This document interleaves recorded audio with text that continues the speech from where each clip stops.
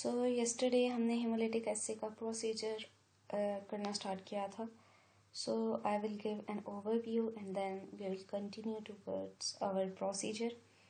So hemolytic assay as we know एक biocompatibility testing है जिसमें आप चेक करते हैं कि आपके जो ड्रग है, आपकी जो सप्लीमेंट है और any kind of fortified product you have designed, क्या वो आपके जो ब्लड है उसके बायोकम्पैटिबल है या नहीं है. सो इसलिए आप जो है वो साइटोटॉक्सिसिटी एक टेस्ट काइंड ऑफ है कि जिसमें आप अपनी ड्रग्स का, अपने नैनो पार्टिकल्स, मेडिकल डिवाइसेस और इन सब का करते हैं. Here is a basic picture जो है, जो हम फर्दर जाके रिजल्ट्स में इसको कंप्लीट डिस्कस करेंगे.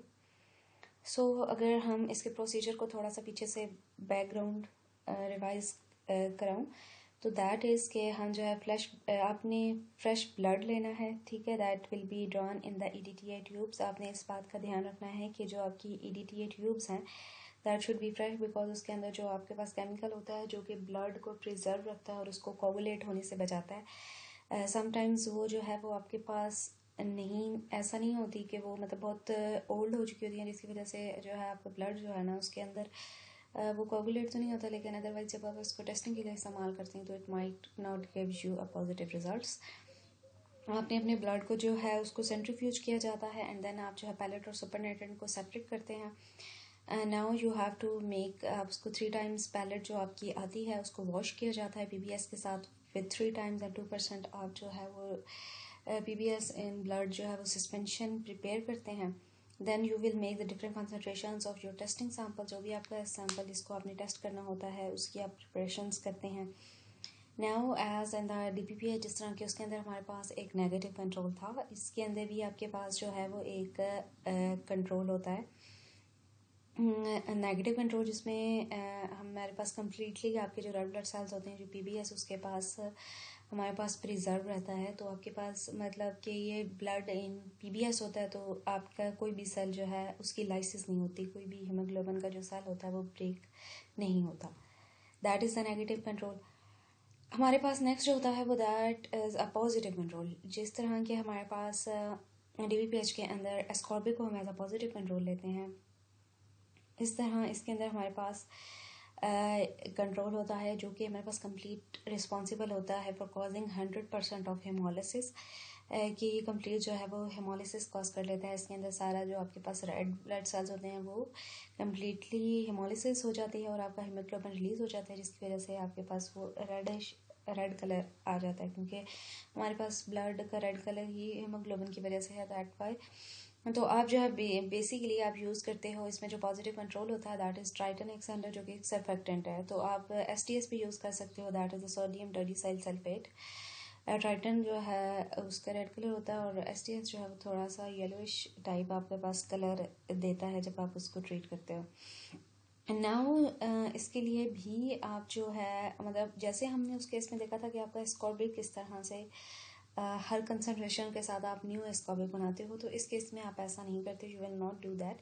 आप जो है सिंपली 1% एक ही टाइटन को as a control, negative positive control आप जो है वो लेते हैं. और हमारे पास क्योंकि बेसिकली उसमें हमने IC50 को कैलकुलेट करना होता है कि the amount of our sample at which it has the 50% of antioxidant activity. So in that case we don't have, because इसकी आपकी रीज़न आगे जाके रिजल्ट्स में समझ आएगी कि why we are being doing that, because there is nothing 50% concern in it.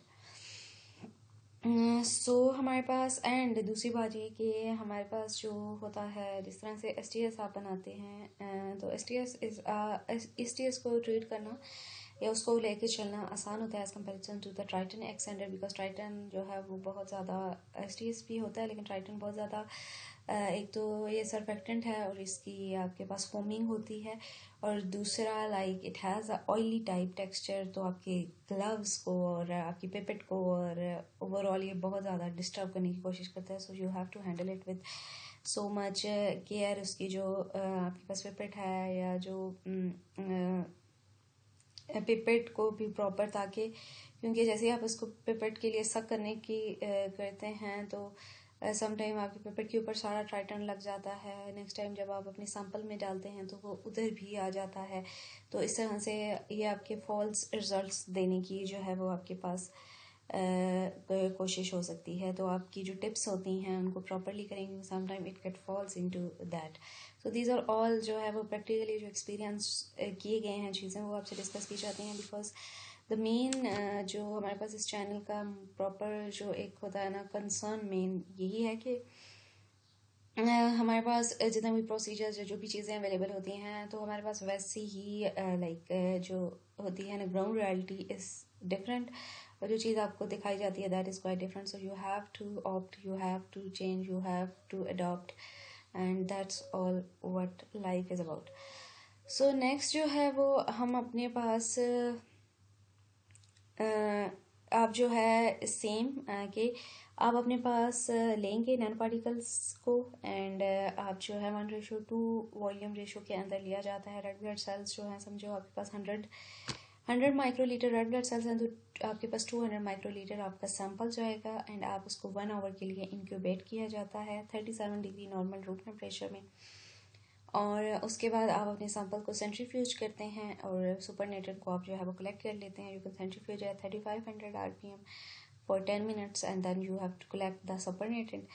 And now यहाँ पे आपके पास पैलेट की फॉर्मेशन होनी चाहिए, और जो है वो आपके पास आपको रिजल्ट्स को विजुअली आपको शो कराती है कि व्हाट यू हैव डन। फिर आप जो है अपनी यूवी विजिबल स्पेक्ट्रोफोटोमेट्री के थ्रू आप जो है उसकी एब्जॉर्बेंस लेते हैं, दैट इज़ 540 नैनोमीटर के ऊपर। एंड उसके बाद जो है जो ओवरऑल आपका फार्मूला है that is use to calculate your percentage. So आपके पास जो सैंपल की एब्जॉर्बेंस होती है उससे नेगेटिव कंट्रोल से माइनस करते हैं, एंड देन पॉजिटिव कंट्रोल जो आपके पास होता है ट्राइटन या STS, उसमें से आप नेगेटिव कंट्रोल की जो एब्जॉर्बेंस होती है that is simply PBS in red blood cells, तो उसको माइनस करके इंटू 100 आप तो आपके पास हेमोलिसिस परसेंटेज आ जाती है। That's all for today.